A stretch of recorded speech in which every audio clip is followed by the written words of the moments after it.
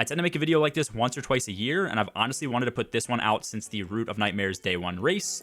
Also, I feel like it's pretty important to say, since most of the time these videos do get a negative response, that I love Destiny. I want Destiny to be the best game that it can be, and most importantly, I want it to be fun for everyone, no matter your skill level. I'm never going to be advocating for the base game to get harder, since I'm lazy, and most of the time when stuff is easy and I need to farm for it, I'm happy.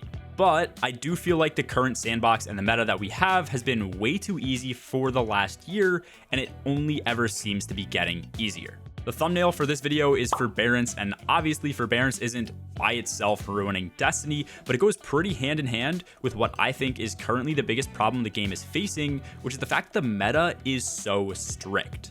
That certain weapons, exotics, and builds are way too strong to not be using, and that those weapons, specifically in the case of something like forbearance, and honestly the rest of the meta, are outperforming everything while also remaining one of the easiest things to put to use. Looking at the game objectively, over the last season only, the meta has been double special in 90% of content, with forbearance as your main and pretty much only add clear weapon, outperforming practically everything other than like maybe Gallarhorn. And then builds like Starfire Protocol and Sunbracers have also dominated for damage and add clear, with Well of Radiance still being the strongest super by a factor of 10 in the entire game. And the thing that all of these have in common is they are brain-numbingly easy to use. I know a lot of people default to the common statement of, if something's that strong and it makes the game boring, then just stop using it. And the issue with that is, if you do want to play the game at the highest level, you're going to want to run the most optimal loadout, otherwise all you're doing is handicapping yourself.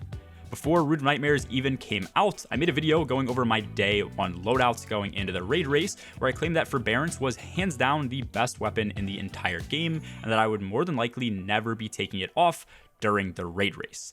And when day 1 rolled around, I ran forbearance for first, second, third, and fourth encounter in the raid. I don't think it ever came off of my energy slot other than to shoot the nodes, and the same was true for most of my team and most other top teams running the raid. After that, I also happened to run the dual flawless for the raid, where I also used forbearance for at least half of the clear, and also got into running Root of Nightmares speedruns, where I used this for 3 out of the 4 encounters as well.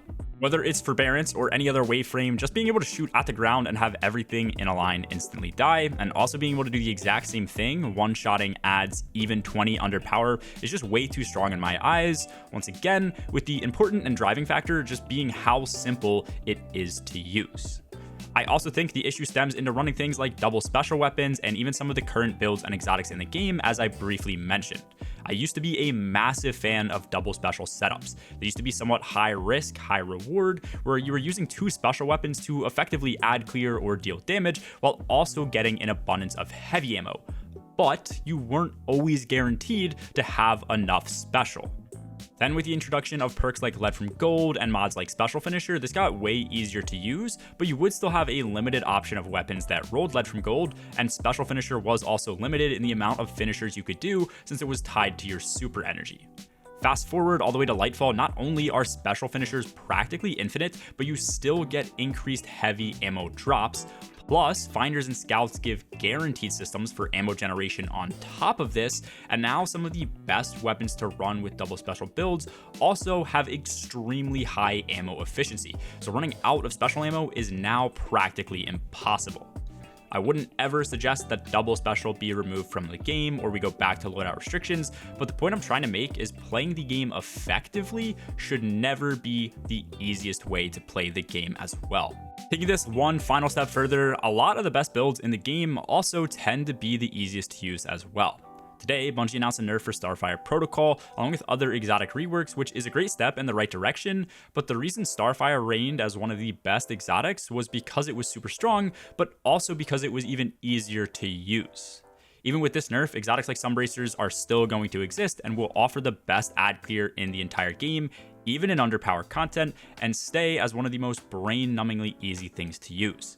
And they also offer pretty insane damage, even against bosses that they can be used against effectively. And once again, all you need to do is get a melee kill, then spam 1 button.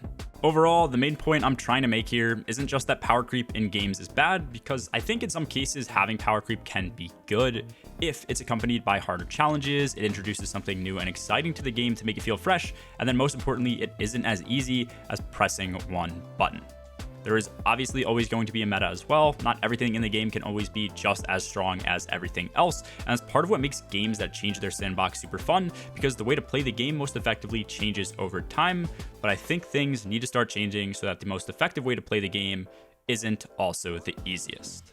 Those are my thoughts. At the end of the day, I really just want certain things in Destiny to be a challenge and for there to be multiple different ways to play the game, with some being better and requiring more effort, while others maybe being slightly worse, but way easier for when you just want to play the game for fun.